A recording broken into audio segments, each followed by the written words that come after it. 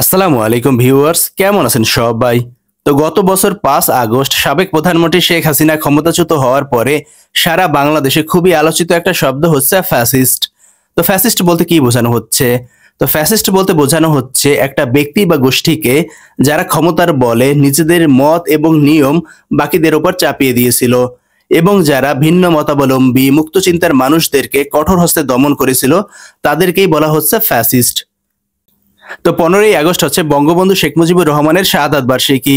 1975 সালের 15ই আগস্ট বঙ্গবন্ধু শেখ মুজিবুর রহমান এবং তার পরিবারের সদস্যবর্গদেরকে নির্মমভাবে গণহত্যা চালানো হয়েছিল। আওয়ামী লীগের আমলে 15ই আগস্টকে জাতীয় শোক দিবস হিসেবে পালন করা হতো। তো যেহেতু এবছর আওয়ামী লীগ ক্ষমতায় নেই, তাই 15ই আগস্টকে জাতীয় শোক দিবস হিসেবে পালন করা হচ্ছে না। তো 15ই আগস্ট উপলক্ষে মিডিয়া জগতের অনেক ব্যক্তিবর্গ, সাংবাদিক, লেখক, শিল্পী ইত্যাদি ব্যক্তিবর্গ বঙ্গবন্ধু শেখ মুজিবুর রহমানের স্মরণে ফেসবুকে বিভিন্ন পোস্ট শেয়ার করেছেন। তো তাদের এই পোস্ট শেয়ার করাকে কেন্দ্র করে একটা শ্রেণী তাদেরকে কালচারাল ফ্যাসিস্ট আখ্যা দিয়েছে এবং তাদের ছবি রাজু ভাস্কর্যে টাঙিয়ে সেগুলোর উপর জুতা নিক্ষেপ করেছে ঢাকা ইউনিভার্সিটি এবং ঢাকা মেডিকেলের অল্প সংখ্যক শিক্ষার্থীবৃন্দ। তো তারা কালচারাল ফ্যাসিস্ট বলতে কি বোঝাচ্ছে?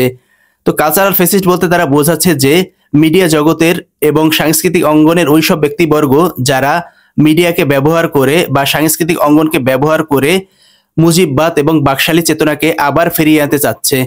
তো এদেরকেই বলা হচ্ছে কালচারাল ফ্যাসিস্ট। অর্থাৎ তারা মুজিববাদ এবং বাকশালী যে চেতনা ছিল বঙ্গবন্ধু শেখ মুজিবুর রহমানের, সেই চেতনাকেই তারা মিডিয়াকে এবং সাংস্কৃতিক অঙ্গনকে ব্যবহার করে আবার মানুষের মধ্যে ফিরিয়ে আনার চেষ্টা করছে বলে সেই জুতা নিক্ষেপ কর্মসূচিতে দাবি করা হয়েছে।